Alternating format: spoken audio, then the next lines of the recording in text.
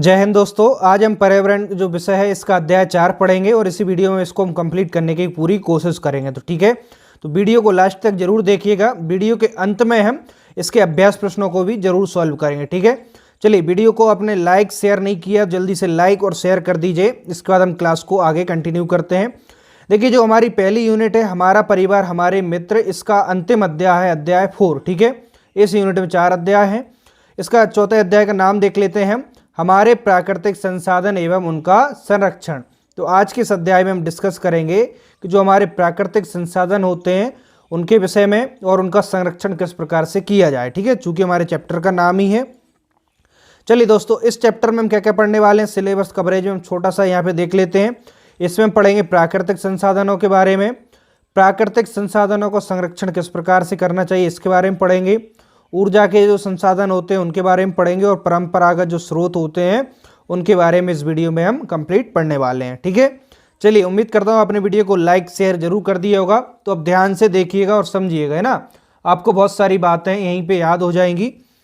देखिए, जो पर्यावरण है, पर्यावरण में उपलब्ध वे सभी वस्तुएं जो मनुष्य की आवश्यकताओं की पूर्ति की क्षमता रखती हैं उसे हम संसाधन कहते हैं। ठीक है, पर्यावरण में आपने देखा होगा बहुत सारी वस्तुएं उपलब्ध होती हैं, तो हम उन्हीं वस्तुओं की बात कर रहे हैं कि पर्यावरण उपलब्ध वे सभी वस्तुएं जो मनुष्य या मानवीय आवश्यकताओं की पूर्ति की क्षमता रखती हैं उन्हें संसाधन कहते हैं। ठीक है, इतना आपको पता होना चाहिए। बहुत ही सरल है, चूंकि हमारा सिलेबस इसी प्रकार से है तो हम सिलेबस को ध्यान में रखते हुए टॉपिक को आगे कंटिन्यू कर रहे हैं। ठीक है, चलिए हमारी जो हेडिंग है, पहली हेडिंग देखिए, प्राकृतिक संसाधन। इसको ध्यान से समझना। प्राकृतिक संसाधन क्या होते हैं? ठीक है, यहाँ से प्रश्न परीक्षा में पूछेगा तो आपसे बनना चाहिए। ठीक है, देखिए, प्रकृति द्वारा प्रदान किए गए सभी पदार्थ जो मनुष्य के लिए उपयोगी होते हैं, यानी कि प्रकृति ईश्वर ने इस धरती पर जो कुछ भी बनाया है, यानी कि वे सभी पदार्थ जो मनुष्य के लिए उपयोगी साबित हो रहे हैं वो हमारे प्राकृतिक संसाधन कहलाते हैं। ठीक है, जैसे उदाहरण से देखिए, मिट्टी। मिट्टी इंसान ने नहीं बनाई है, प्रकृति में स्वतः ही पाई जाती है। ईश्वर ने इस मिट्टी को पहले ही बना के भेजा है। तो मिट्टी मनुष्य के लिए काफ़ी महत्वपूर्ण होती है। आपने देखा होगा जो किसान होते हैं उनके लिए तो ये क्या वरदान जैसी होती है, सभी के लिए क्या है, मिट्टी का उपयोग होता है। तो प्रकृति में क्या होता है, जो भी जो पदार्थ हैं मनुष्य के लिए उपयोगी हैं वो सारे प्राकृतिक संसाधन कहलाते हैं। जल हो गया, खनिज वनस्पति हो गई, वन्य जीव हो गए, भूमि, ऊर्जा आदि, ये सारे हमारे प्राकृतिक संसाधन होते हैं जो मनुष्य को काफ़ी ज़्यादा लाभकारी होते हैं। डायरेक्ट और इनडायरेक्ट रूप से मनुष्य इन सभी पर डिपेंड जरूर होता है। ठीक है दोस्तों, मैं इससे पहले पर्यावरण विषय के कुछ और अध्याय, 3 अध्याय को कंप्लीट पढ़ा चुका हूँ। ठीक है, इससे पहले मैं हिंदी व्याकरण को कंप्लीट पढ़ा दिया है और गणित विषय को भी कंप्लीट पढ़ा दिया है। तो काफ़ी बच्चे कंफ्यूज हैं कि सर गणित विषय को पढ़ा दीजिए। गणित विषय को मैं ऑलरेडी कंप्लीट पढ़ा चुका हूँ, गणित विषय की पेडागोजी को भी पढ़ा दिया है। तो सभी के लिंक नीचे डिस्क्रिप्शन बॉक्स में इस वीडियो के बाद में चेक कर लेना। ठीक है, चलिए, और टेलीग्राम पर नहीं जुड़े हैं, टेलीग्राम पर जुड़ जाना। वहाँ पे मैं प्रतिदिन वीडियो की लिंक भी शेयर करता हूँ और आपस में आप ग्रुप के माध्यम से डिस्कशन भी कर सकते हैं। देखिए, भूमि संसाधन, इसके बारे में पढ़ते हैं। भूमि संसाधन, देखिए भूमि, हम सभी संसाधनों के बारे में एक एक करके पढ़ेंगे। चूँकि अध्याय जैसे कहा सरल है और कोशिश करेंगे इसी वीडियो में कंप्लीट करने की, तो ध्यान से सुनना और समझना। भूमि संसाधन क्या होते हैं? भूमि एक प्राकृतिक संसाधन है। जैसे कि हम भूमि की बात करें तो भूमि को हमने या मनुष्य किसी ने बनाया नहीं है, प्रकृति में पहले से ही मौजूद थी। तो ये प्राकृतिक संसाधन है भूमि। इसका उपयोग अनेक कार्यों में होता है। भूमि का उपयोग आपको पता होगा कि इसका उपयोग अनेक कार्यों में होता है और मनुष्य भूमि से कई सारे जो खाद्य पदार्थ है वो भी प्राप्त करता है, किसान फसल प्राप्त करता है। इस प्रकार से तमाम चीज़ हम कह सकते हैं भूमि से प्राप्त होती है। ठीक है, भौगोलिक क्षेत्र की सही जानकारी जो होती है, जो हमारे जो भारत है उसमें भौगोलिक क्षेत्र की सही जानकारी कौन प्रदान करता है? भारतीय सर्वेक्षण विभाग इसकी सही जानकारी प्रदान करता है। कितनी भूमि पर कृषि हो रही है, कितनी कृषि योग्य है, कितनी कृषि योग्य नहीं है, इन सब की जानकारी भारतीय सर्वेक्षण विभाग करता है। ठीक है, जो भी भौगोलिक क्षेत्र की जानकारी है वो भारतीय सर्वेक्षण विभाग देता है। ठीक है, भारत के प्रमुख भूमि क्षेत्र हैं उनके बारे में हम जान लेते हैं, जहाँ से परीक्षा में प्रश्न पूछा जा सकता है। तो चलिए वीडियो के आगे बढ़ते हैं। देखिए, जो नेक्स्ट हेडिंग है हमारी, वनों के अधीन क्षेत्र। ठीक है, वनों के जो अधीन क्षेत्र होते हैं उसके बारे में हम देखते हैं। यहाँ पर वनों के अधीन कौन कौन सी हमारी भूमि है जो कि वनों के जहाँ पर वन पाए जाते हैं। इसके बारे में देखिए संक्षिप्त में जानकारी। वर्गीकृत वन क्षेत्र तथा वनों के अंतर्गत वास्तविक क्षेत्र दोनों अलग अलग होते हैं। देखिए जिसको हम वर्गीकृत वनों में बांटते हैं और वनों के अंतर्गत जो वास्तविक क्षेत्र होता है दोनों अलग अलग होते हैं। सरकार द्वारा वर्गीकृत वन क्षेत्र का सीमांकन इस प्रकार किया जाता है जहाँ वन विकसित हो सके। देखिए दोस्तों, सरकार जो वर्गीकृत वन है इसका एक सीमांकन इस प्रकार से करती है, वो चिन्हित करती है ऐसी जगह जहाँ पर वनों को लगाया जा सकता है। जो वर्गीकृत वन है उसका सीमांकन इस प्रकार से कर दिया जाता है जहाँ पर वन विकसित हो सके। ठीक है, चूँकि वन हमारे पर्यावरण के लिए काफ़ी महत्वपूर्ण हो जाते हैं और सरकार समय पर वन के लिए कई सारे वृक्षारोपण के लिए भी कार्यक्रम चलाती रहती है। ठीक है, वनों के वर्गीकरण तथा वृक्षारोपण कार्यक्रम से हमारे देश में वन क्षेत्र में कुछ वृद्धि हुई है। ठीक है, देखिए जो वनों के वर्गीकरण और वृक्षारोपण कार्यक्रम, इससे हमारे क्षेत्र में कुछ वनों में वृद्धि हुई। जैसे आपने देखा होगा मध्य प्रदेश में कुछ समय पहले शिवराज सिंह चौहान जो मुख्यमंत्री हैं, इन्होंने वृक्षारोपण एक कार्यक्रम बहुत बड़े पैमाने पर चलाया था, जिसपे शायद मैं जैसे कि गलत ना हूं तो शायद 1 करोड़ या 2 करोड़ पेड़ों का वृक्षारोपण करने का एक बहुत बड़ा कार्यक्रम था। ठीक है, जिसमें पेड़ पौधे काफ़ी संख्या में रोपाए गए थे, जिससे हमारे वनों को भी फायदा हुआ, वनों में कुछ वृद्धि हुई, जिससे हमारा पर्यावरण काफ़ी लाभान्वित हुआ। लेकिन आज हम उसकी रियल कंडीशन देखें तो पता नहीं वहाँ पर कितने पेड़ जीवित होंगे या नहीं होंगे। ठीक है, तो मैं वही कहता हूँ आप भी अपने जीवन में एक पेड़ जरूर लगाइएगा, लेकिन जब लगाएं तो उसकी देखभाल जरूर करना। ठीक है, चलिए आगे देखते हैं। बिल्कुल छोटी छोटी सी हेडिंग है, देखिए यहाँ पर कृषि रहित अन्य भूमि, यानी कि कृषि रहित अन्य भूमि यानी कि कुछ ऐसी भूमि होती है जहाँ पर कृषि नहीं की जाती। तो बहुत ही सरल अध्याय है, बस इसमें मेन पॉइंट याद रखना, कृषि रहित अन्य भूमि। ठीक है, यानी कृषि रहित अन्य भूमि किसे कहेंगे? जिस भूमि पर कृषि नहीं की जाती। ठीक है, जिस भूमि पर कृषि नहीं की जाती उसे कृषि रहित भूमि कहते हैं। इस भूमि में निरंतर कमी आ रही है। ठीक है, यानी कि जो देखिए जो भूमि है उसमें निरंतर कहीं ना कहीं कमी आती जा रही है। आप देखते होंगे जनसंख्या वृद्धि हो रही है, वृद्धि होने के कारण हमेशा भूमि की कमी होती जा रही है। यानी जो कृषि योग्य जमीन थी कहीं ना कहीं उस पर भी मकान प्लॉट काट दिए जा रहे हैं और वहाँ पर भी रहने की व्यवस्था की जाती है, जिसके कारण क्या हो रहा है, जो कृषि की भूमि है उसमें निरंतर कमी आ रही है। ठीक है, चलिए अगली हेडिंग की ओर बढ़े हम आगे। तो यहाँ पे ध्यान से समझना, क्या स्थायी चारागाह तथा अन्य चराई भूमि।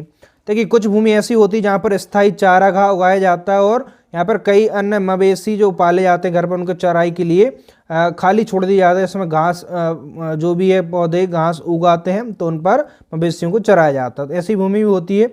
देश के कई भागों में इस प्रकार की भूमि को साफ करके कृषि योग्य बनाया जा रहा है।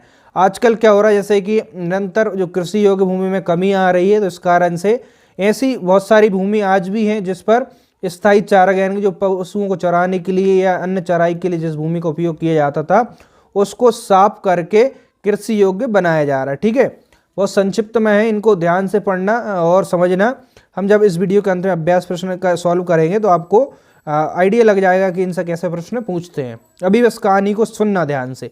वृक्षों, फसलों तथा उपवनों के अधीन भूमि, यानी कुछ भूमि ऐसी होती है जो वृक्षों, फसलों और उपवन जो होते हैं उनके अधीन होती है, उसके बारे में यहाँ पे डिस्कस करेंगे। ठीक है दोस्तों, इस जो नोट्स है पर्यावरण के इसकी मैं PDF टेलीग्राम पर इवनिंग तक डाल देता हूँ। ठीक है, तो मॉर्निंग में क्लास हो जाती है, इवनिंग में आपके लिए इसकी नोट्स की जो PDF है वो मिल जाएगी। काफ़ी बच्चे कंफ्यूज होते हैं, मैं बार बार बता भी रहा हूँ, ग्रुप पर भी मैसेज डालता हूँ। टेलीग्राम ग्रुप अलग है, टेलीग्राम चैनल अलग है। तो टेलीग्राम चैनल को भी ज्वाइन कर लीजिए, जहाँ पर मैं PDF वगैरह कुछ भी डालता हूँ तो आपको बिल्कुल भी परेशानी नहीं होगी PDF ढूंढने में। और टेलीग्राम ग्रुप को ज्वाइन करने से आप आपस में बहुत सारे बच्चों से भी बातचीत कर सकते हैं आपस में, है ना। और बाकी मैं वहाँ पर मैं खुद भी पर्सनल आपसे इंटरेक्ट होता हूँ। ठीक है, इसके बारे में देखिए अब ध्यान से।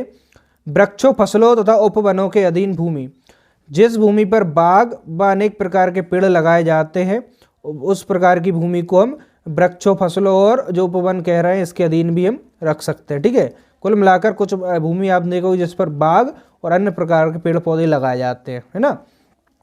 देखिए खाद्यान्न पूर्ति के लिए इस भूमि के बहुत से भाग पर अब कृषि होने लगी। पहले आपने देखा होगा बहुत सारे क्षेत्रों में, यानी कि जंगल से जो सटे हुए खेत आपने अपने ग्रामीण इलाकों में देखे होंगे, जिनमें पहले वृक्ष लगे होते थे, बहुत सारी मात्रा में वन होते थे, लेकिन चूंकि जनसंख्या वृद्धि हो रही है तो खाने की समस्या निरंतर आती जा रही है, जिसमें खाद्यान्न जो पूर्ति अनाज उत्पादन है वो कहीं ना कहीं कम होता जा रहा है।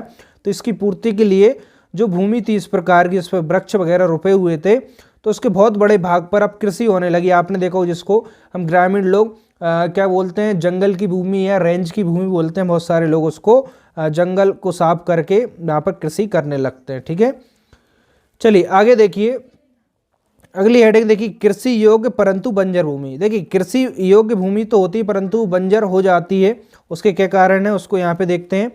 जो किसी भी काम के लिए प्रयोग नहीं की जाती उस भूमि को हम बंजर भूमि कहते हैं। जैसे कि रेगिस्तान जो हमारा है, वहाँ पर देख लीजिए, राजस्थान वाला क्षेत्र है, यानी कि यहाँ पर जो बहुत सारी भूमि ऐसी पड़ी हुई जिसका कोई उपयोग नहीं है, यानी उसको हम बंजर भूमि कह सकते हैं। ठीक है, यानी कि यहाँ पर किसी प्रकार की फसल पैदावार ना होती हो या फिर कुछ भी काम की ना, उसे बंजर भूमि कहते हैं। ठीक है, अब देखिए आधुनिक तकनीक द्वारा हम जो बंजर भूमि है उसको कृषि योग्य बना सकते हैं। आधुनिक आजकल टेक्निक बहुत ज़्यादा चल गई है, बहुत सारी मशीनरी आ गई हैं। ठीक है, मॉडर्न ज़माने में बहुत कुछ बदल गया। जैसे कि आपके पढ़ने का पहले कुछ माध्यम कुछ और होता था, लेकिन कोविड काल और बहुत सारे डिजिटल जो तकनीक आने के कारण अब आप ऑनलाइन घर बैठे ही पढ़ सकते हैं। ठीक है, इसी प्रकार से जो बंजर भूमि होती है उसको आधुनिक तकनीक द्वारा और उत्तम किस्म के बीज, खाद, सिंचाई आदि की व्यवस्था करके उसे कृषि योग्य बनाना संभव है। ठीक है, आजकल ऐसा नहीं है, आजकल कई सारी ऐसी टेक्निक चल गई हैं कि पानी में ऊपर जो रहता है, जिसको शायद क्या नाम बोलते हैं, नाम क्लियर नहीं आ रहा, लेकिन इस तरीके समझ लीजिए कि हवा में भी कुछ गमले वगैरह ऐसे टांग दिए जाते हैं, वहाँ पर भी खेती की जाती है ना। ऐसे तमाम तरह की जो टेक्निक चल गई हैं खेती करने की, या पंजाब, हरियाणा या फिर बहुत सारे ऐसे कंट्रीज हैं जहाँ पर कई सारी टेक्निक के माध्यम से खेती की जाती है और बंजर से बंजर भूमि को भी कृषि योग्य बना लिया जाता है। ठीक है, उसका किसी और माध्यम से उपयोग कर लिया जाता है। चलिए आगे बढ़ रहे हैं, वीडियो के ध्यान से देखिएगा और समझिएगा। देखिए इसी प्रकार से जो परती भूमि होती है उसके बारे में जान लीजिए, परती भूमि किसे कहते हैं। देखिए ऐसा पूछ लिया जाएगा आपकी परीक्षा में कि परती भूमि किसे कहा जाता है, तो इसके बारे में इसलिए जानकारी होना चाहिए।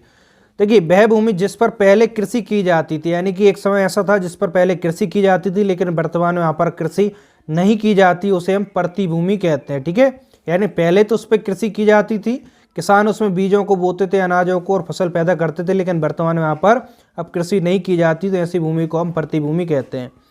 निरंतर कृषि से भूमि की जो उपजाऊ शक्ति कम हो जाती है, ऐसा आपने भी देखा होगा अपने आसपास, निरंतर साल दर साल उस पर फसल बोई जाती है, तो एक समय ऐसा आता है उसकी उपजाऊ शक्ति कम होने लगती है या फिर फसल आपकी कम पैदावार करने लगती है। उसका कारण क्या होता है कि उस मिट्टी में, उस भूमि में क्या हो गई, जो उपजाऊ शक्ति है उसकी कमी आ गई है।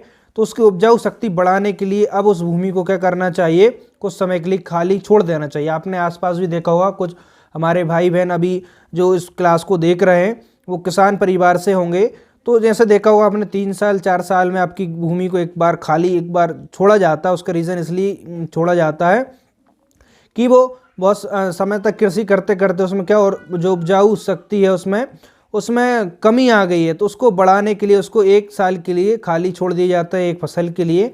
ठीक है, तो जिससे उसकी उपजाऊ शक्ति है पुनः प्राप्त हो सके। देखिए आर्थिक दृष्टि से लाभदायक नहीं होती। ठीक है, आर्थिक दृष्टि से लाभदायक क्या नहीं होती, देखिए जो भूमि अनुपजाऊ होगी वो आर्थिक दृष्टि से लाभकारी नहीं होगी। ठीक है, क्योंकि आप उसमें लागत ज़्यादा आएगी और उसमें फसल उपज कम होगी, तो ऐसी भूमि लाभदायक नहीं होती। देखिए जो परती भूमि है फिर इसको क्या करना चाहिए, अभी मैंने बताया कुछ समय के लिए इसको खाली छोड़ देना चाहिए, जिसकी उर्वरा शक्ति कम हो गई है, तो उर्वरा शक्ति को इसको उपजाऊ बनाने के लिए इसको कुछ समय के लिए खाली छोड़ देना चाहिए। जैसे आपने देखा हो बरसात के एक मौसम में उसको खाली छोड़ दिया, अगली फसल आप उसको पैदावार करते हैं तो आपकी फसल काफ़ी अच्छी होती है, उसमें पैदावार ज़्यादा बढ़कर आती है। ठीक है, इससे भूमि फिर से उर्वरा शक्ति का विकास हो जाता है। जैसे कुछ समय तक हमें प्रति भूमि को खाली छोड़ देते हैं तो उसमें क्या होता है, उर्वरा शक्ति का अपने आप फिर से उसमें विकास होने लगता है। दोस्तों हमारी जो प्रकृति है उसमें अपने आप ही संतुलित करने की सारी शक्तियाँ पाई जाती हैं, बस हम उसका ज़रूरत से ज़्यादा उपभोग करने के कारण कई सारी समस्याएं, पर्यावरण को भी हानियाँ पहुंचाते हैं और अपनी हेल्थ को आजकल हम बिल्कुल भी केयर नहीं करते हैं, इग्नोर करते हैं, आपने देखा होगा। चलिए अब अगली हेडिंग की ओर बढ़ते हैं। देखिए यहाँ पर अगली हेडिंग है कृषित भूमि। अब कृषित भूमि को समझिए। कृषित भूमि क्या होती है? जिस पर वास्तविक रूप से कृषि की जाती है। ठीक है, अभी मैंने प्रतिभूमि देखा जिस पर पहले कृषि की जाती थी, लेकिन कृषित भूमि जिस पर वास्तविक रूप से यानी कि रियल कृषि की जाती है उसे हम कृषित भूमि कहते हैं। भारत में लगभग आधी भूमि ऐसी जिस पर कृषि की जाती है। ठीक है, आपको भी पता होगा, हम ऐसा कहेंगे भारत में 50% जो भौगोलिक क्षेत्र है उसमें कृषि की जाती है। बिल्कुल एकदम सही बात होगी। आपसे प्रश्न पूछा सकता है विश्व में सर्वाधिक कृषि प्रधान देश कौन सा है? तो हमारा भारत ही है। ठीक है, भारत को कृषि प्रधान देश भी कहा जाता है। यहाँ पर सबसे ज़्यादा कृषि के लिए भूमि मिलती है। ठीक है दोस्तों, जैसे कि अभी हम हेल्थ के ऊपर डिस्कस कर रहे थे दोस्तों, आप नींद को हमेशा पूरी लेना, 8 घंटे नींद लेना, मोबाइल की जो सोशल मीडियाज़ हैं उनसे दूर रहना, सिर्फ मोबाइल का उपयोग ऑनलाइन क्लासेस के लिए करना, बाकी इसका ज़्यादा उपयोग ना ही करेंगे तो ही बेटर रहेगा। ठीक है, चलिए अगली उसकी हेडिंग की ओर जाते हैं। भूमि या फिर इसको मृदा कहते हैं, संसाधन का संरक्षण। ठीक है, आजकल भूमि या मृदा है इसका संसाधन, जो इसको संसाधन के रूप में हमने अभी देखा कि भूमि मृदा संसाधन है, इससे कई सारे हमें लाभ होते हैं मनुष्य को या पर्यावरण को। ठीक है, इसका हम संरक्षण यानी इसको कैसे बचा सकते हैं, इंग्लिश में सॉइल कंजर्वेशन कहते हैं। ठीक है, तो यहाँ पे देखिए जो मिट्टी है, मिट्टी की उर्वरता बनाए रखी जाती है। ठीक है, यानी कि जो मृदा संरक्षण है इसके द्वारा क्या किया जाता है, इसमें मृदा संरक्षण में मिट्टी की जो उर्वरता है उसको बनाए रखने के लिए कुछ उपाय किए जाते हैं। मिट्टी के अपरदन एवं क्षय को रोका जाता है। किसके द्वारा? जो संरक्षण है। ठीक है, इसके द्वारा सबसे पहले जो भूमि या जिसको मृदा संसाधन कह रहे हैं इसका संरक्षण करने के लिए सबसे प्रथम कार्य होता है मिट्टी की उर्वरता को हम बनाए रखें, यानी कि उसकी जो उर्वरता शक्ति है उसको बनाए रखें। मिट्टी के अपरदन ना हो, उसको क्षय को रोका जाए, तो इसके लिए हमें कुछ उपाय करना होगा। तो उपाय क्या क्या हो सकते हैं? तो यहाँ पे देखिए कई सारे उपाय हो सकते हैं। सर्वप्रथम है वनारोपण, जिसको वृक्षारोपण भी कहते हैं।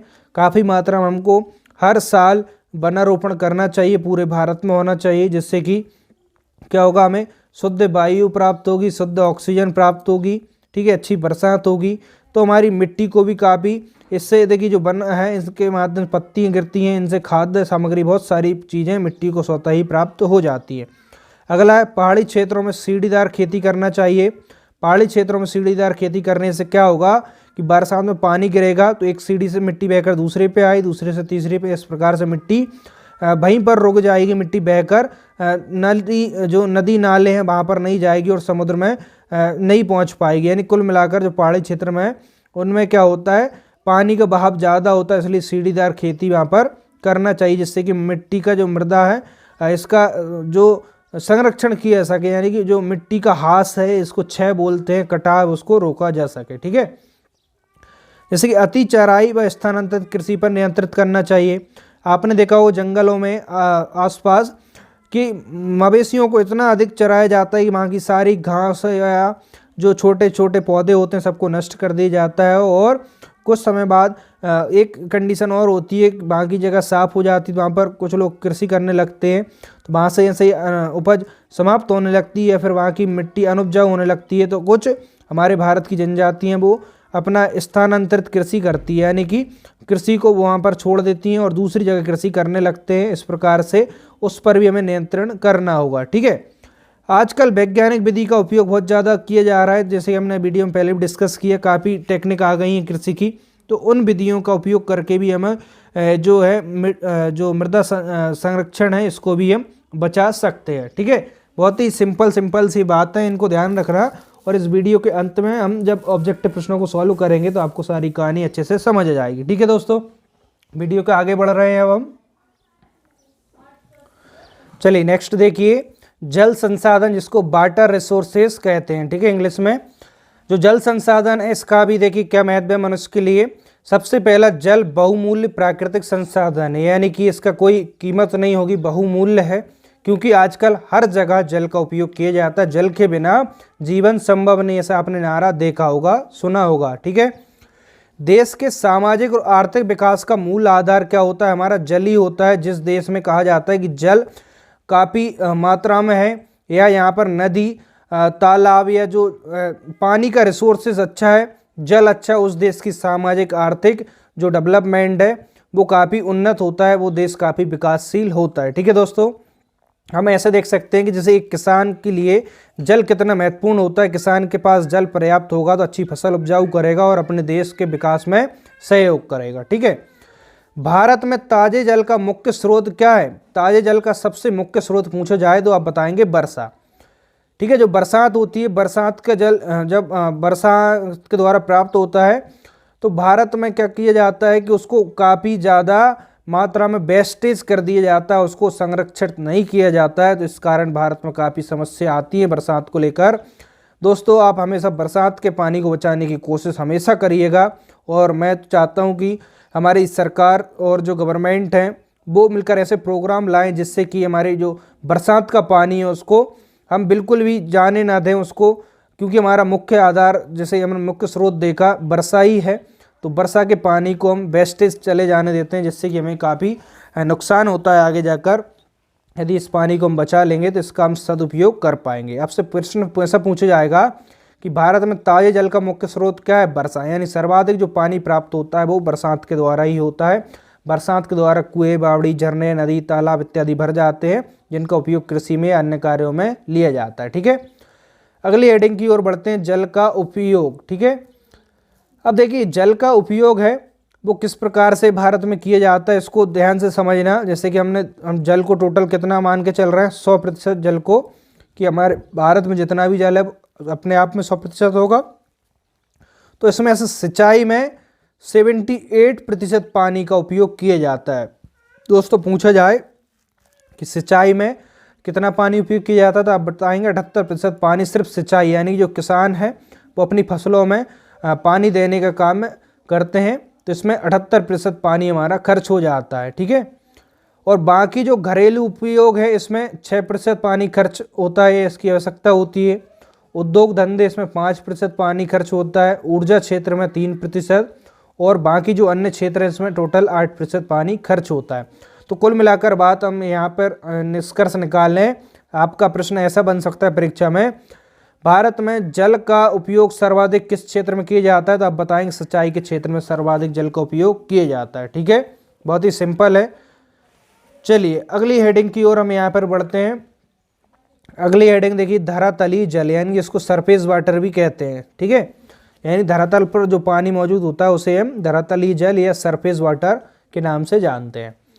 यहाँ पे देखिए सतही जल कहाँ से प्राप्त होता है? हमें नदियों से, झीलों से, तालाबों और जो अन्य जलाशय हैं जिसको आप अपने अपनी क्षेत्रीय लोकल भाषा में कुछ अन्य नाम देते होंगे, बावड़ी है ना, कुआं, जो भी है, उन सभी से हमें जो सरफेस वाटर है, धरातलीय जल है, वो प्राप्त होता है। अब इसमें भी प्रश्न पूछा जा सकता है कि सर्वाधिक सतही जल कहाँ से प्राप्त होता है? तो नदियों से प्राप्त होता है। नदियों में सर्वाधिक सतही जल हमारे भारत में मिलता है। ठीक है, कुछ धरातलीय जल का लगभग 60% भाग भारत की प्रमुख 3 नदियों, ठीक है, 3 नदियों को नाम याद रखना, सिंधु, गंगा, ब्रह्मपुत्र में होकर बहता है। जो हमारे धरातल का कुल जो पानी है उसका हम कितनी बात कर रहे हैं? 60%।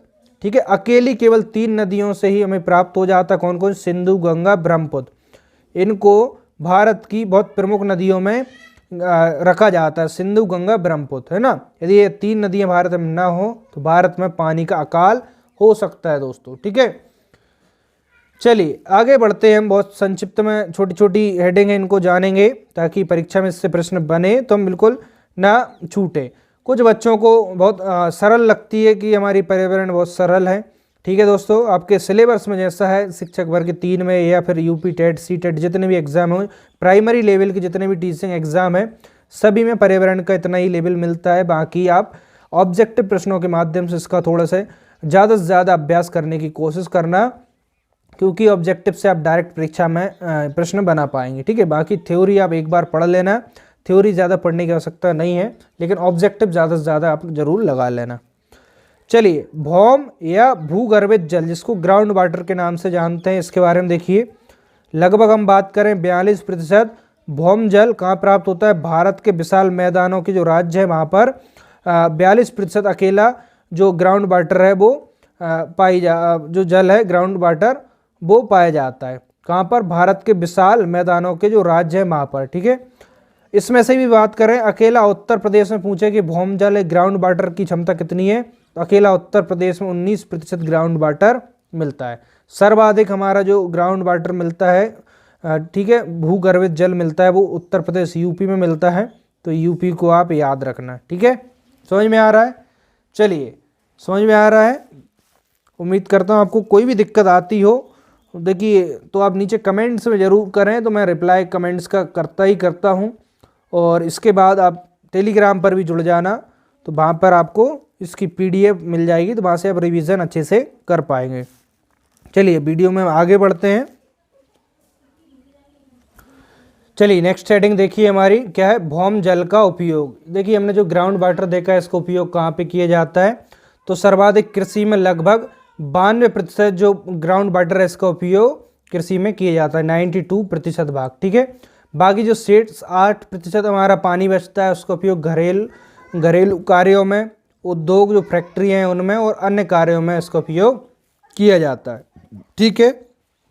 छोटी छोटी जानकारी इनको याद रखना है, ठीक है। अगले हेडिंग की ओर बढ़ते हैं, जल संसाधनों का प्रबंधन एवं संरक्षण, management and conservation of water. यानी कि जो जल संसाधन है इनका हम प्रबंधन मैनेजमेंट कैसे करें और इनका कंजर्वेशन यानी संरक्षण किस प्रकार से करें, इसके बारे में देख लीजिए। देखिए इसका उद्देश्य जल के स्रोतों को हाथ से बचाना है। जो जल संसाधन है इसका प्रबंधन संरक्षण करना, इसका एक उद्देश्य क्या होता है कि जो जल के स्रोत हैं उनको देखिए जो हाथ से यानी कि अपघटन भी कह सकते हैं, उससे हमें बचाना है। संरक्षण के लिए हम क्या क्या कदम उठा सकते हैं, क्या क्या उपाय कर सकते हैं, वो यहाँ पर देखिए। देखिए नदियों पर बांध बनाकर, हमने देखा है कि नदियों पर बांध बनाकर जो बरसात का पानी उसको बहने से रोककर उसका उपयोग कृषि में लिया जाता है, तो एक प्रबंधन का एक अच्छा उपाय हो गया। दूसरा, वर्षा का जो जल है उसका संग्रहण स्टोरेज उसका जितना ज़्यादा हो सके, ठीक है। उसका देखिए निम्न स्तर पर यदि निम्न स्तर से उच्च स्तर तक इसको संग्रहण स्टोरेज किया जाए बरसात के जल को, तो भारत का जो ग्राउंड वाटर काफ़ी ऊपर हो जाएगा, ठीक है। अभी हमारे भारत में पानी की समस्या बहुत ज़्यादा आती है गर्मियों के समय पर, तो वर्षा जल संग्रहण करना एक अच्छा प्रबंधन हो सकता है, ठीक है। हो सकता है क्या, होगा ही, ठीक है। इसको पंचायत स्तर पर यदि लागू कर दें, इस प्रकार की नदी नाले बना दिए जाए कि नदियों में जो पानी बहकर जाता है वो बीच में जगह जगह इस प्रकार से जो वाटर हार्वेस्टिंग जिसको कहते हैं, रेन हार्वेस्टिंग, वहाँ पर सूखता गड्ढा इसको हिंदी में कहते हैं, बना दिए जाए। वो पानी सूखे आगे वो फुल हो जाए तो आगे सूखे, इस प्रकार से तो ग्रामीण क्षेत्रों में भी काफ़ी पानी को हम बचा सकते हैं, ठीक है, इस प्रकार से। अगला देखिए सिंचाई तकनीकों को अपनाना। जो सिंचाई की बहुत सारी तकनीक हैं, जैसे कि ड्रिप एक तकनीक होती है जिसमें कि बहुत पानी जो है बूंद बूंद कर पौधों को दिया जाता है, तो इससे पानी हमारा बहुत वेस्टेज होने से बचता है। तो आजकल बहुत सारी टेक्निक आ गई जिससे कम पानी में भी अच्छी फसल को ले सकता है। कि बहुत सारे ऐसे पाइपलाइन बिछा दिए जाते हैं जिससे कि जहाँ जिस पौधे को पानी की आवश्यकता होती है सिर्फ उसी पौधे के आसपास पानी गिरता है, बाकी अन्य ज़मीन है वहाँ पर पानी नहीं जाता, तो हमारे इस प्रकार से काफ़ी पानी बच जाता है। अगला है पानी बचाने के लिए हम क्या कर सकते हैं, रेन हार्वेस्टिंग को लोकप्रिय बनाना होगा। देखिए दोस्तों अभी भी शहरों में जितनी भी नगर पालिकाएँ होती हैं या जो भी सिटी में जो मकान होता है उसकी परमिशन देती हैं, सबसे पहले वो कहती हैं जो रेन वाटर हार्वेस्टिंग है इसको मंजूर कराना होगी, ये कंपलसरी है। लेकिन दोस्तों इसमें भी बहुत सारे फर्जीवाड़े हो जाते हैं और हर घर में आपने देखा होगा नहीं होता रेन हार्वेस्टिंग, जबकि होना चाहिए। इसको लोकप्रिय बनाना होगा, तभी हम बरसात के पानी को संग्रहण कर पाएंगे और उसका सही लाभ ले पाएंगे, ठीक है। आप भी जब भी आपका एक अच्छा घर बनाएं तो रेन जो वाटर हार्वेस्टिंग है उसको ज़रूर बनाइएगा, ठीक है। उससे आपके आसपास जल स्तर में हमेशा बढ़त रहेगी और आपके आसपास हमेशा पानी की जो किल्लत है वो कभी नहीं होगी, ठीक है। चलिए नेक्स्ट हेडिंग की ओर यहाँ पे बढ़ते हैं। नेक्स्ट हेडिंग है जल संरक्षण एवं प्रबंधन में कार्यरत कुछ संस्थान है, ठीक है, जो जल संरक्षण और इसका यानी कि जल को बचाने और मैनेजमेंट का कार्य करते हैं संस्थान, उनके बारे में जान लेते हैं। यहाँ से परीक्षा में प्रश्न पूछा सकता है, ठीक है, इसको IMP कह लीजिए। देखिए जो संस्थान है उनका नाम देखिए, एक साइड नाम एक साथ स्थापना वर्ष कौन से वर्ष में उसकी स्थापना हुई है, तो पहला नाम है केंद्रीय जल आयोग। तो केंद्रीय जल आयोग की स्थापना पूछे तो 1945 में हुई थी, तो सन याद रखना, ठीक है। दूसरा है केंद्रीय भूजल बोर्ड, इसकी स्थापना 1970 में हुई थी। तीसरा राष्ट्रीय जल विज्ञान संस्थान, इसकी स्थापना 1978 में, और राष्ट्रीय जल बोर्ड है, इसकी स्थापना 1990 में हुई थी। सिंपल बस नाम याद रखें और उसका स्थापना वर्ष याद रख लें, तो एक प्रश्न ऐसे आएगा तो आपको दिक्कत नहीं होगी, आप आसानी से इसको परीक्षा में बना पाएंगे। देखिए नेक्स्ट हेडिंग है हमारी, इसकी ओर देखिए, जो राष्ट्रीय जल नीति यानी कि नेशनल वाटर पॉलिसी है, इसके बारे में जान लेते हैं। यानी कि जो नेशनल पॉलिसी है वाटर को बचाने की, तो वो कौन कौन सी है। केंद्रीय सरकार यानी जो सेंट्रल गवर्नमेंट होती है, उसने 3 जल नीतियां अपनाई हैं। यानी कि 3 जल नीति अपनाई हैं, कौन कौन सी, उसके बारे में हम आगे वीडियो में देखते हैं। देखिए जो राष्ट्रीय जल नीति है, इसकी 3 नीतियों में पहली नीति है राष्ट्रीय जल नीति 1987, ठीक है। यानी कि जो नेशनल वाटर पॉलिसी सबसे पहले 1987 में बनी थी। इसको लेकर प्रश्न पूछे जाए तो आप बताएंगे कि जो पानी को बचाने के लिए राष्ट्रीय लेवल पर जल की नीति बनी थी, सर्वप्रथम 1987 में बनी थी, ठीक है। राष्ट्रीय स्तर पर इसका कार्य था, राष्ट्रीय स्तर पर जल संसाधन संबंधी प्रथम नीति। जो जल संसाधन है इसको बचाने का कार्य या जो भी इसको मैनेजमेंट को लेकर जो एक नीति बनी थी, सर्वप्रथम कब बनी थी, 1987 में बनी थी, ठीक है। इसका मुख्य उद्देश्य क्या था कि जल का राष्ट्रीय इसमें प्रबंधन करना है। यानी कि जो जल जितना भी जल है भारत में, उसका नेशनल जो भी हित है, राष्ट्रीय हित है, उसमें हम किस प्रकार से मैनेजमेंट कर उसका सदुपयोग कर सकते हैं, इसका मुख्य उद्देश्य था। इस नीति में जल के विकास संबंधी योजना बनाने का अधिकार राज्य सरकारों को दिया गया था। यानी कि जो राष्ट्रीय जल नीति 1987 बनी थी, इसमें जो जल का विकास संबंधी योजना बनाने का कार्य अधिकार स्टेट गवर्नमेंट यानी कि राज्य सरकारों को दिया गया। तो इसमें एक प्रश्न याद रखना, यहाँ से पूछ सकते हैं कि जो राष्ट्रीय जल नीति 1987, इसमें जो जल विकास संबंधित योजना बनाने का अधिकार किसे दिया गया था, तो स्टेट गवर्नमेंटों को दिया गया था, ठीक है। अगली इसकी सेकंड नीति है, इसको देखिए, राष्ट्रीय जल नीति फिर कब बनी, 2002 में बनी। इसने क्या किया, 1987 में जो हमारी जल नीति बनी तो उसका स्थान लिया, ठीक है। जल संरक्षण के परंपरागत तरीकों, जल प्रयोग, गैर परंपरागत तरीकों आदि महत्वपूर्ण तत्वों को स्वीकार किए गए। यानी कि इस नीति में क्या किया गया, जो 2002 में नीति बनी राष्ट्रीय नेशनल, जिसको क्या कहते हैं, नेशनल वाटर पॉलिसी, इसमें जल संरक्षण के एक तो परंपरागत तरीके जो पहले से चले आ रहे हैं, जल प्रयोग है ना, जल का किस प्रकार से प्रयोग किया जाए, गैर परंपरागत तरीके, ठीक है। गैर परंपरागत यानी कि इसको आधुनिक तरीके भी कह सकते हैं।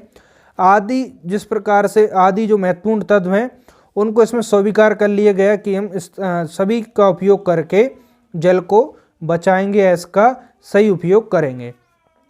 जो इसकी 2002 की जो पॉलिसी थी वाटर की, इसकी सर्वोच्च प्राथमिकता किस चीज़ को लेकर थी कि पेयजल व्यवस्था हो गई। यानी कि हर घर स्वच्छ और पेयजल जो जल की व्यवस्था है इसको कराने की थी, जो कि आज भी पूरी नहीं हुई है।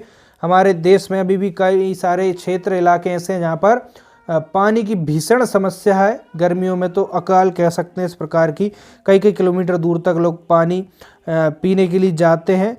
पीने के लिए कहने का सेंस है, पानी लाने के लिए है ना, तो काफ़ी मेहनत का काम होता है, जो कि पानी और जो हवा है, भोजन है, इस प्रकार के हमारे प्राथमिक कार्य है वो हमें ज़रूर प्राप्त होना चाहिए। तीसरी जो नीति बनी थी इसको भी देख लीजिए यहाँ पर, राष्ट्रीय जल नीति फिर 2012 में बनी। 3 नीति हो गई, एक 1987, 2002 और 2012 में।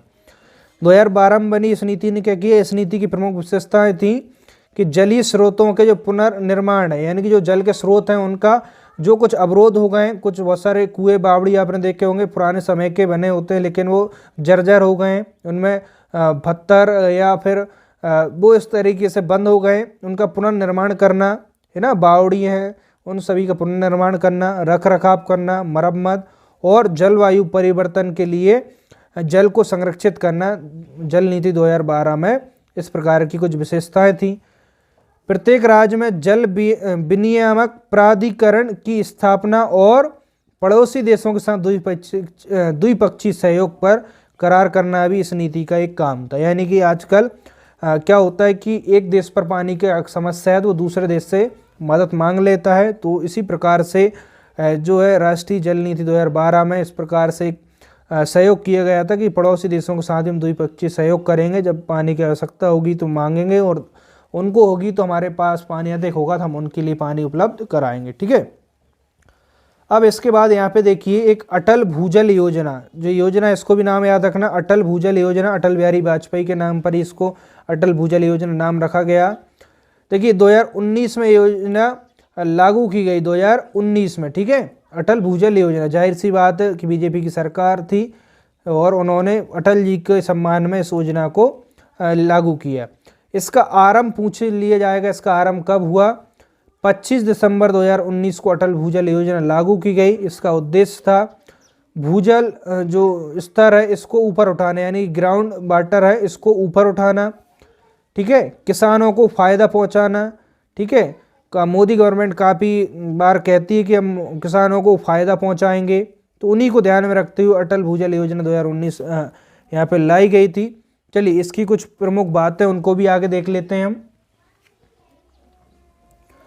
देखिए जो योजना देखी हमने अटल भूजल योजना, इसकी कुछ मुख्य बातें इनको भी जान लीजिए।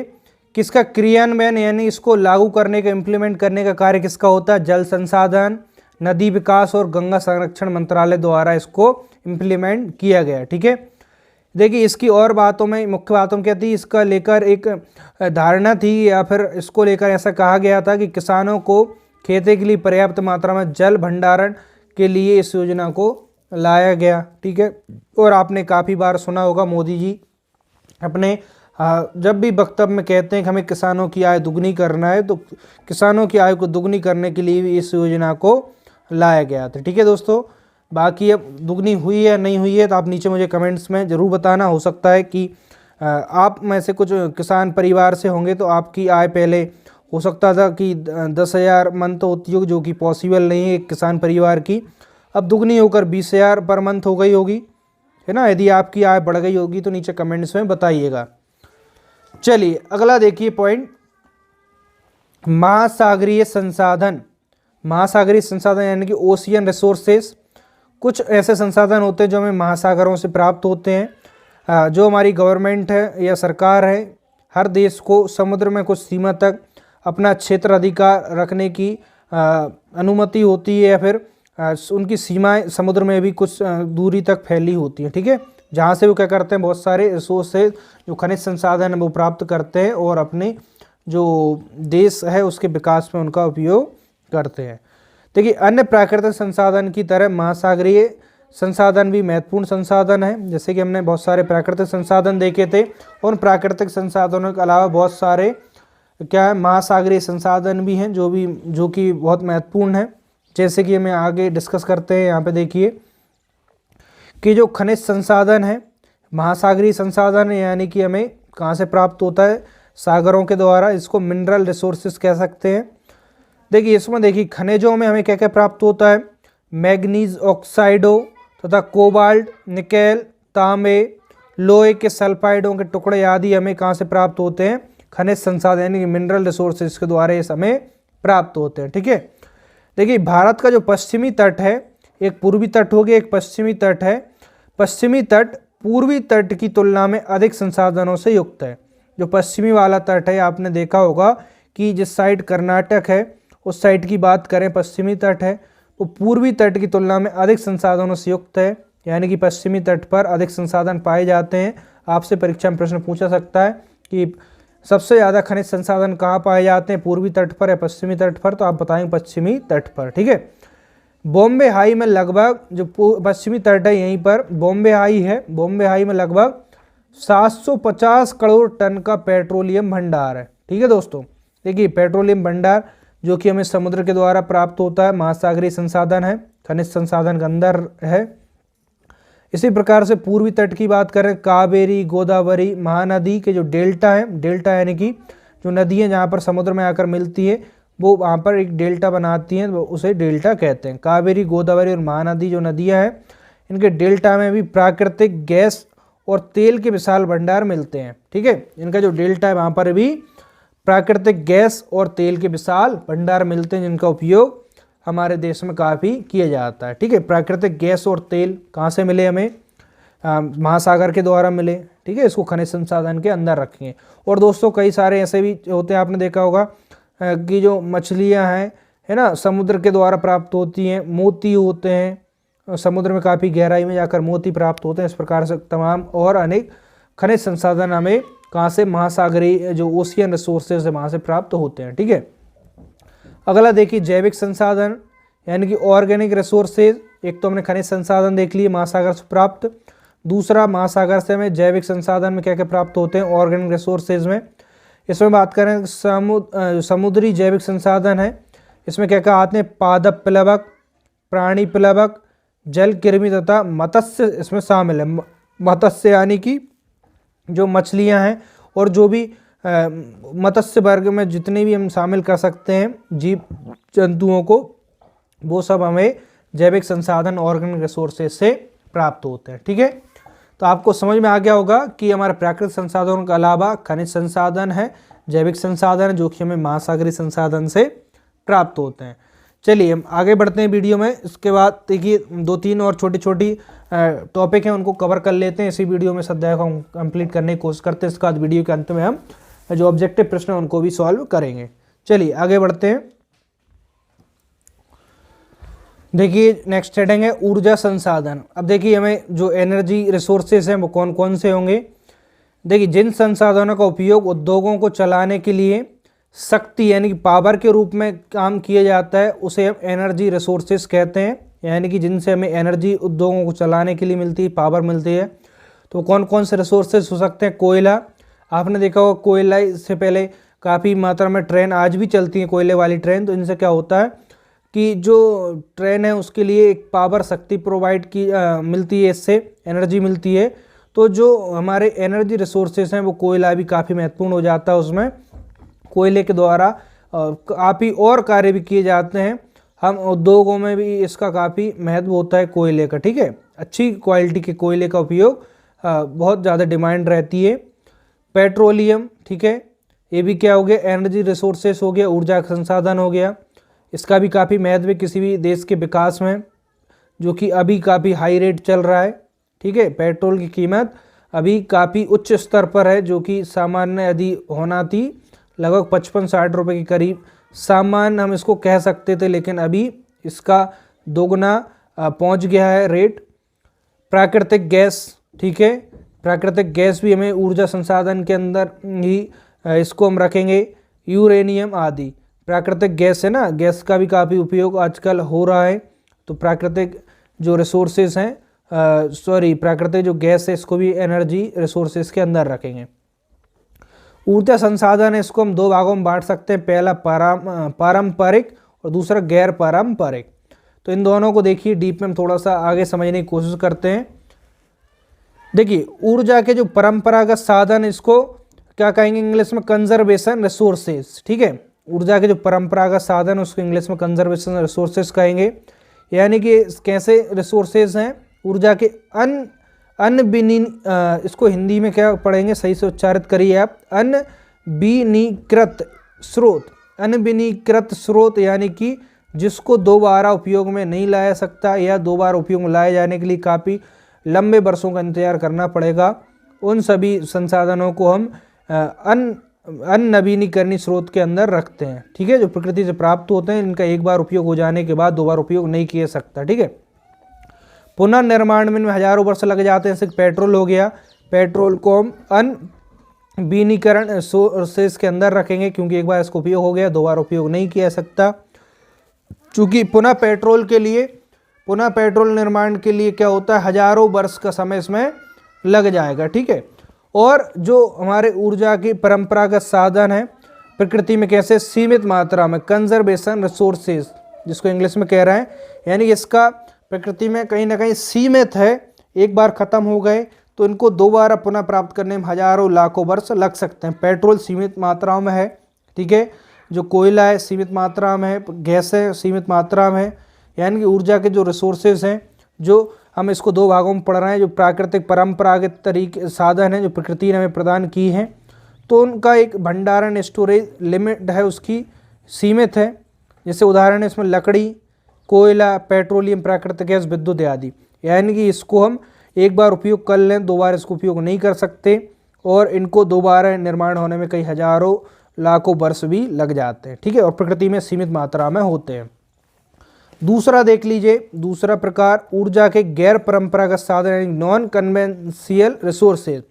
देखिए ये रिसोर्सेज कैसे हैं कि नवीनकरणीय संसाधन, यानी इनको दोबारा उपयोग में लाया जा सकता है। एक बार उपयोग कर लिया इसके बाद इसको दोबारा रीयूज में लाया जा सकता है, ध्यान रखना है ना। प्रकृति में अटूट मात्रा में मिलते हैं, इनका हम बहुत ज़्यादा उपयोग भी करते हैं, यानी इनको मानवों ने ही एक प्रकार से बनाया हुआ है, इनको हम गैर परंपरागत साधन में रखते हैं। उदाहरण जैसे सौर ऊर्जा। सौर ऊर्जा कैसी होती है, इसको हम अटूट मात्रा में कह सकते हैं। हमारे लिए सौर ऊर्जा काफ़ी मात्रा में मिलती है, इसका सही उपयोग किया जाए तो हम बहुत सारे जो प्राकृतिक रिसोर्सेस हैं उनको बचा सकते हैं। पवन ऊर्जा हो गई, बायोगैस हो गया, भूतापीय ऊर्जा हो गया, ज्वारीय ऊर्जा, परमाणु ऊर्जा आदि, ये सारे मानव द्वारा निर्मित हैं, इसलिए इनको हम गैर परंपरागत साधन के अंदर रखते हैं।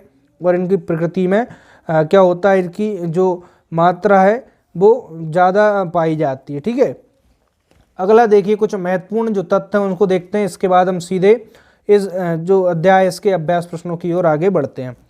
कुछ महत्वपूर्ण तथ्य हैं, महत्वपूर्ण पॉइंट इनको याद रखना। कोयले के प्रकार को लेकर पूछा है। कोयले के प्रकार 4 मिलते हैं, पीट कोयला, लिग्नाइट कोयला, बिटुमिनस कोयला, एंथ्रेसाइट कोयला। ठीक है, चारों प्रकार आपके सामने आ गए। इसमें पूछ लिया जाएगा कि सबसे अच्छी क्वालिटी का, उच्च कोटि का कोयला कौन सा होता है, तो आप बताएंगे एंथ्रेसाइट जो कोयला होता है उच्च कोटि का कोयला होता है। ठीक है, सबसे अच्छा कोयला एंथ्रेसाइट कोयला होगा, और निम्न कोटि का कोयला कौन सा होगा, पीट कोयला होगा। इसको लेकर प्रश्न पूछा जा सकता है, ध्यान रखिएगा।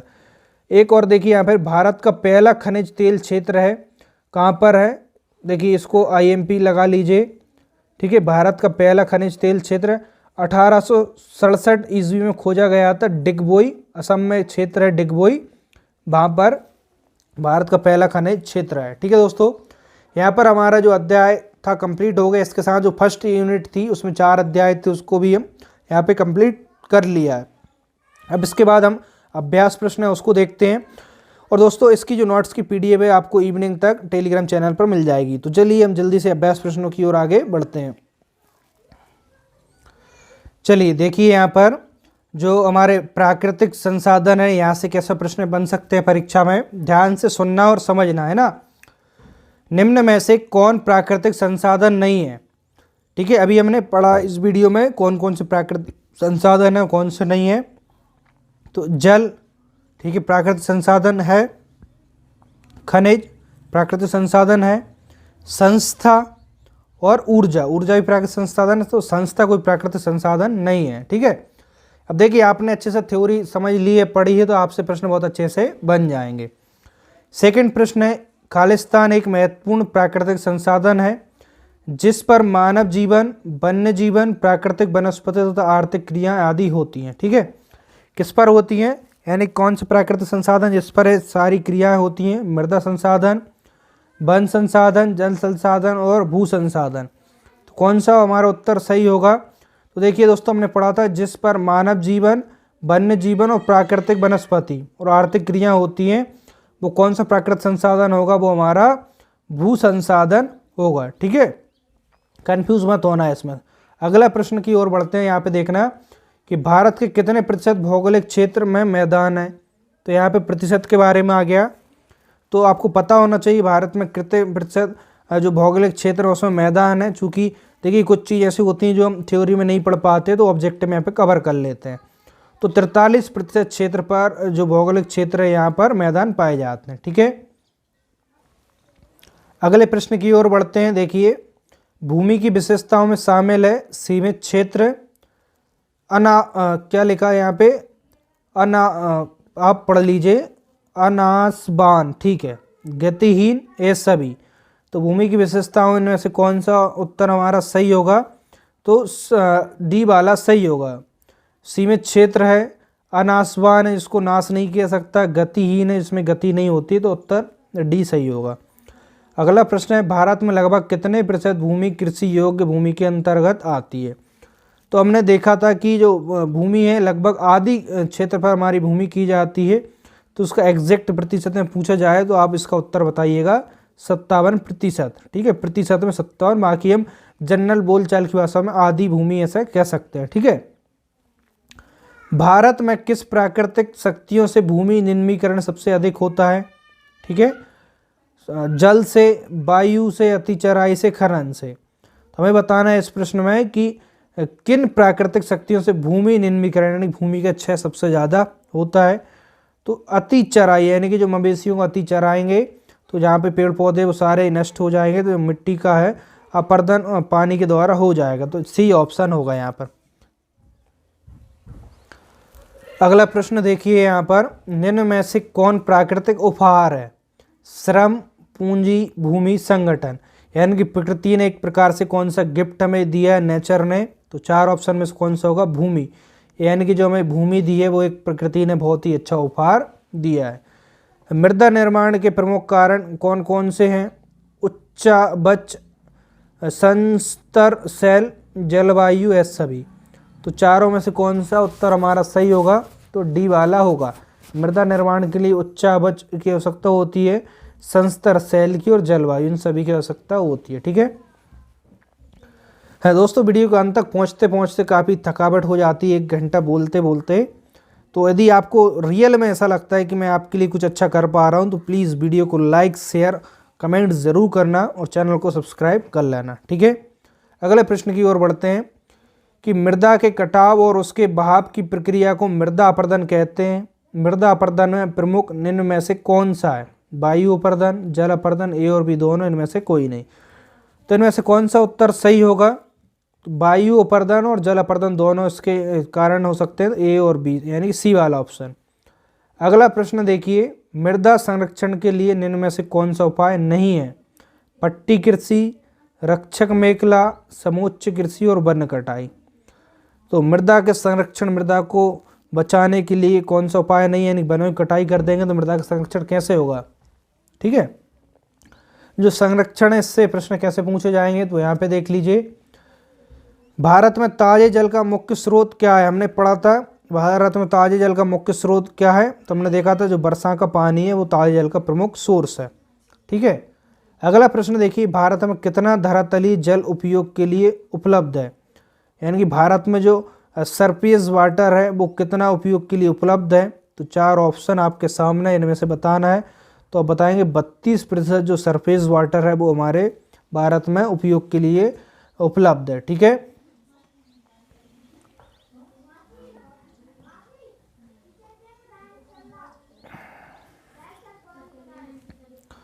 अब अगला प्रश्न देखिए कि भौम जल का सर्वाधिक उपयोग किस में होता है? यानी कि जो ग्राउंड वाटर है इसका उपयोग सबसे ज़्यादा किस में होता है? पन बिजली में, सिंचाई में, पेयजल में, बर्तन में। तो हमने देखा था कि इसका सबसे ज़्यादा उपयोग किस में किया जाता है? सिंचाई में किया जाता है, 78%। ठीक है, भारत के किस राज्य में भौम जल की क्षमता लगभग 19% पाई जाती है? तो हमने देखा था सबसे ज़्यादा यूपी में पाई जाती है ग्राउंड वाटर। ठीक है, अगला प्रश्न की ओर बढ़े, भारत के किन राज्यों में भौम जल का विकास बड़े पैमाने पर किया जा रहा है? यानी ग्राउंड वाटर का जो डेवलपमेंट है सबसे ज़्यादा कहाँ पर किया जा रहा है? पंजाब, हरियाणा, राजस्थान। तो इसका उत्तर आप अच्छे से याद रखिएगा, इन तीनों राज्यों में इसके जो विकास को लेकर कदम उठाया जा रहा है। ठीक है, अगला प्रश्न है, भारत में वाटर सेट परियोजना की शुरुआत कब की गई थी? तो भारत में वाटर सेट परियोजना की शुरुआत कब की गई? 4 ऑप्शन आपके सामने है। तो वर्ष 1990 से 91 के बीच में इसको शुरुआत की गई थी। देखिए कुछ फैक्ट ऐसे होते हैं जो हम थ्योरी में कवर नहीं हो पाती तो ऑब्जेक्टिव में यहाँ पर कवर हो जाते हैं। तो जितना ज़्यादा हो सके ऑब्जेक्टिव प्रश्न का अभ्यास जरूर कीजिएगा। राष्ट्रीय जल विज्ञान संस्थान की स्थापना कब हुई थी? ठीक है, तो इसको बताना। 4 ऑप्शन आपके सामने, हमने पढ़ा था जो राष्ट्रीय जल विज्ञान संस्थान है 1978 में इसकी स्थापना हुई थी। मैंने आपके लिए बताया भी था कि यहाँ से परीक्षा में प्रश्न पूछ सकते हैं। अगले प्रश्न की ओर बढ़ते हैं, महासागरीय खनिज संसाधनों में पाए जाते हैं नोड्यूल्स, कोबाल्ट, निकेल। तो हमने देखा था कि खनिज संसाधनों में सभी पाए जाते हैं, तो डी वाला उत्तर यहाँ पे सही होगा। अगला प्रश्न देखिए, महासागरीय संसाधनों में निम्न में से कौन पाए जाते हैं? मोती, प्रवाल वित्तीय, शैवाल और सभी। तो महासागरीय संसाधनों में सभी पाए जाते हैं। ठीक है, मैंने आपके लिए ओरली इसको बताया था कि मोती, मत्स्य, मछलियाँ इत्यादि में महासागरीय संसाधनों से प्राप्त होते हैं। अगला प्रश्न देखिए यहाँ पर, समुद्री जैविक संसाधनों में निम्न में से कौन पाए जाते हैं? पादप प्लवक, प्राणी प्लवक, नित्य लप्त प्राणी और सभी। तो इसका उत्तर क्या होगा? इसका उत्तर होगा हमारा डी वाला। ठीक है, जैविक पंचायत के संबंध में विशिष्ट आर्थिक क्षेत्र में शामिल होता है सतत विकास, प्रबंधन, जल शुद्धिकरण, ए और बी दोनों। तो इनमें से हमारा कौन सा उत्तर राइट होगा? सतत विकास और प्रबंधन। ठीक है, यानी कि जो जैविक पंचायत है इसके संबंध विशिष्ट आर्थिक क्षेत्र में शामिल होता है। ठीक है, तो ऑप्शन डी यहाँ पे हमारा क्या होगा? सही उत्तर होगा। ठीक है, चलिए अगला प्रश्न की ओर बढ़ते हैं।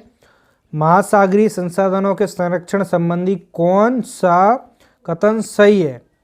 तो देखिए, तटीय समुद्र निगरानी एवं अनुमान प्रणाली को वर्ष 1990 में लागू किया गया। एकोरिस्टस टाइज गैस एवं प्रसंस्करण प्रणाली है। एटीजे के पहले प्रोटोटाइप एक फील्ड परीक्षण वर्ष 1997 में हुआ था। तो यहाँ से इसको याद रखना फैक्ट को। तो इसका उत्तर इनमें से कूट करके लिखा है, तो इनमें से हमें बताना है कौन सा उत्तर होगा। तो तीनों कथन यहाँ पर सत्य हैं, एक, पी और जो 1, 2, 3 तीनों कथन सत्य है। ठीक है, ऑप्शन डी होगा। कुछ फैक्ट आप ऑब्जेक्टिव से याद रख लेना। ठीक है, निम्न में से कौन सा महासागरीय विकास कार्यक्रम के संबंध में सही नहीं है? महासागरीय विकास एजेंसी की शुरुआत 1916 में हुई। महासागरीय विकास विभाग की स्थापना 1981 में हुई है। लवणीय जल शुद्धिकरण संबंधी कार्यक्रम उपरोक्त सभी। तो इसका उत्तर कौन सा होगा? इसमें से सही बताना सही कौन सा नहीं है। तो सी वाला सही नहीं है कि लवणीय व जल शुद्धिकरण संबंधी कार्यक्रम है ना। महासागरीय विकास कार्यक्रम ऐसा तो नहीं है, हमने पढ़ा ही नहीं ऐसा। चलिए, जो अगली हेडिंग है इससे कैसे प्रश्न बनेंगे? ऊर्जा के नवीनीकृत एवं अननवीनीकृत स्रोत है ना, इसको हमने पढ़ा था बहुत अच्छे से।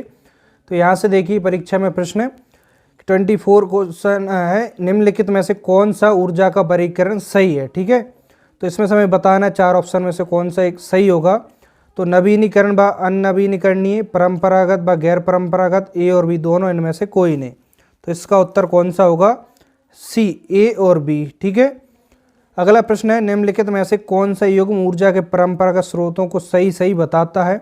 कौन कौन सा बताता है? कोयला, पेट्रोलियम, प्राकृतिक गैस पेट्रोलियम, द्रवित पेट्रोलियम गैस, संपीड़न प्राकृतिक गैस।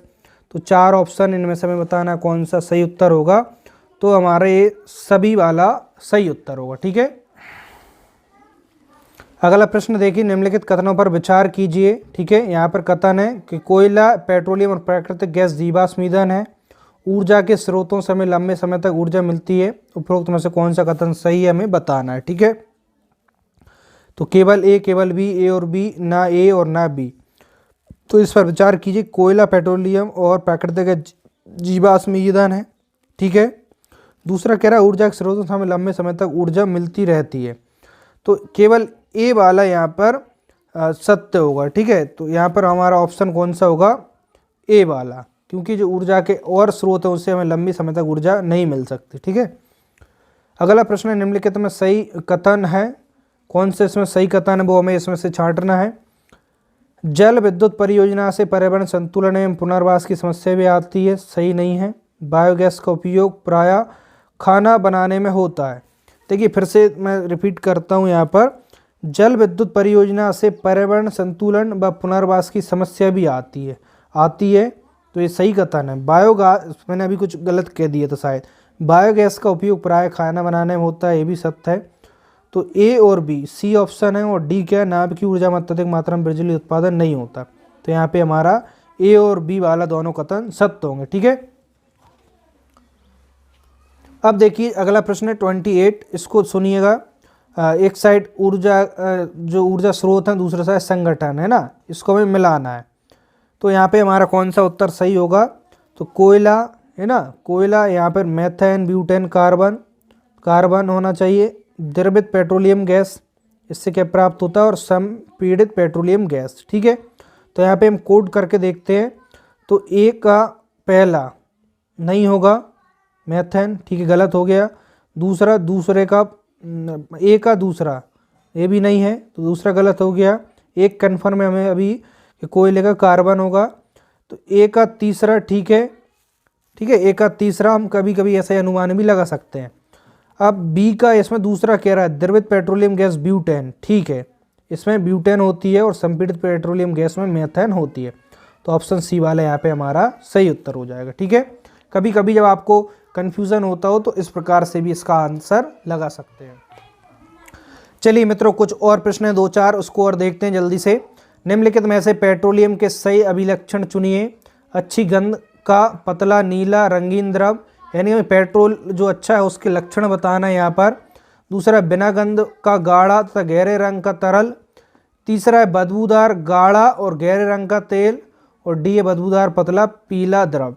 तो अच्छा जो पेट्रोल होता है उसका गुण होते हैं बदबू भी मारता है, गाढ़ा होता है और गहरे रंग का तेल होता है। सी वाला उत्तर यहाँ पर सही होगा। ठीक है, चलिए इसके बाद हम यहाँ पर देखते हैं अगला जो प्रश्न है कि बायोडीजल के विषय में कौन सा कथन सही है। बायोडीजल के संबंध में कौन सा कथन सही है, यहाँ पर देखिए। बायोडीजल जेट्रोफा रसन जो उसके बीजों से प्राप्त किया जाता है, सत्य है। देश का पहला बायोडीजल संयंत्र आंध्र प्रदेश के काकीनाडा में लगाया गया। तो बायोडीजल वाला संयंत्र, ठीक है, फैक्ट भी आपके लिए यहाँ से पता चल रहा है, सही है। बायोडीजल कारागास व पैंगनिया आदि के बीजों से भी प्राप्त किया जाता है, सत्य बात है। तो यहाँ पर ऑप्शन डी राइट आंसर होगा। ठीक है, अगला प्रश्न की ओर बढ़ते हैं। इनमें से कौन सा जीवाश्म ईंधन है। कोयला, पेट्रोलियम, प्राकृतिक गैस, ये सभी। तो इनमें से कौन सा जीवाश्म ईंधन है, तो सभी है। अगला प्रश्न, इनमें से कौन में से ऊर्जा संरक्षण की विधि नहीं है। सार्वजनिक परिवहन, गैर परंपरागत ऊर्जा स्रोतों को बढ़ाना, ऊर्जा दक्षता वाले उपकरण का प्रयोग, व्यक्तिगत वाहन व्यवस्था। तो इनमें से कौन सा एक ऊर्जा संरक्षण की विधि नहीं है, सार्वजनिक परिवहन। ठीक है, अगला प्रश्न देखिए, खालिस्तान के लिए नवीनीकरणीय ऊर्जा संसाधनों के प्रयोग के साथ साथ ऊर्जा का अपव्यय रोककर संरक्षण की आवश्यकता होती है। सतत विकास, वैश्विक तापमान, ओजोन क्षय, इनमें से कोई नहीं। इसका उत्तर कौन सा होगा, ए वाला राइट उत्तर होगा। दोस्तों ठीक है, यहाँ पर हमारी जो वीडियो कंप्लीट होती है, अध्याय भी हमारा कंप्लीट पढ़ लिया हमने। वीडियो लंबी जरूर हो गई होगी, लेकिन आई होप आपको बहुत कुछ इससे सीखने को मिला होगा, समझने को मिला होगा, और परीक्षा में जब भी प्रश्न आएंगे तो इस अध्याय से बिल्कुल भी गलत नहीं करेंगे। तो दोस्तों वीडियो को लाइक नहीं किया तो जल्दी से लाइक कर दीजिए, शेयर कर दीजिए, और अच्छी जो आपके मन में प्रथम कमेंट आती है नीचे कमेंट कर देना, और चैनल पर पहली बार चैनल को सब्सक्राइब कर लेना। मिलते हैं नेक्स्ट वीडियो में न्यू अध्याय के साथ। आज के लिए इतना ही। जय हिंद, वंदे मातरम।